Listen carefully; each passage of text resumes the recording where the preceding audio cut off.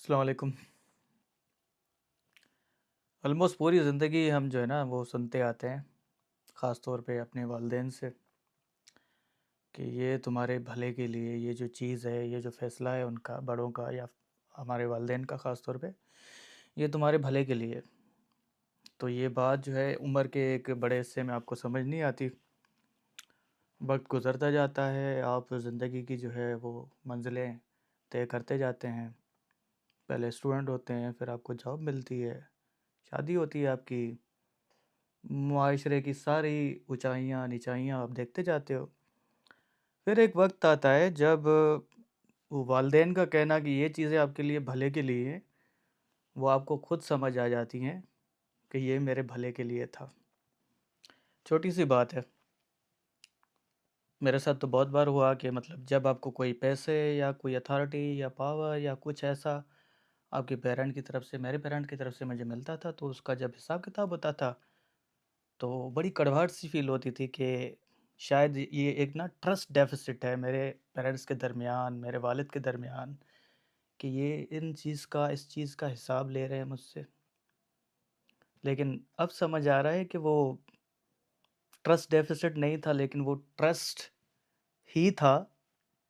لیکن یہ سکھانے کی کوشش تھی کہ کبھی زندگی میں تمہیں کوئی اتھارٹی ملے، کوئی پیسہ ملے،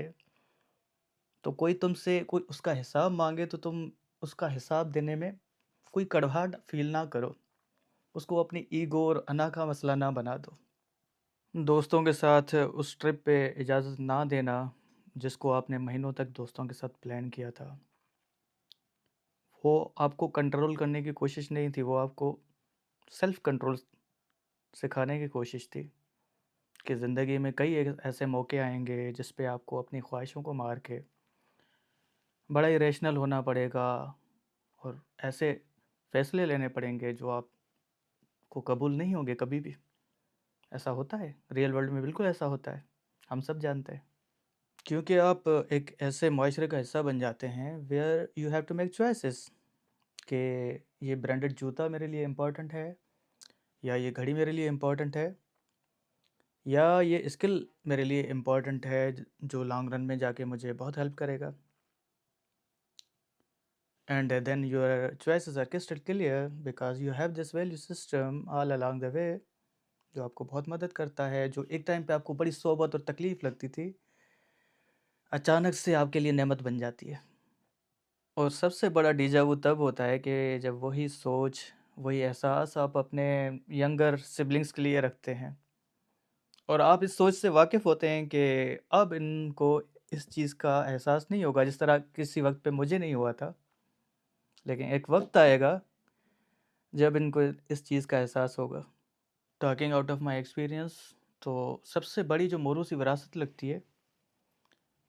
وہ یہ تربیت ہے جو آپ کو اہل بناتی ہے سوسائٹی میں، ڈسپلن کے ساتھ رہنا، ہزار طرح کے جو ہے اسٹریس ان کو مینیج کرنا، اپنے جذبات کو مینیج کرنا، برے سے برے حالات سے نکل آنا۔ تو پھر پیرنٹس کے لیے دعائیں نکلتی ہے کہ جو بھی دیا ہے کیا خوبی دیا ہے۔ Thank you so much for listening.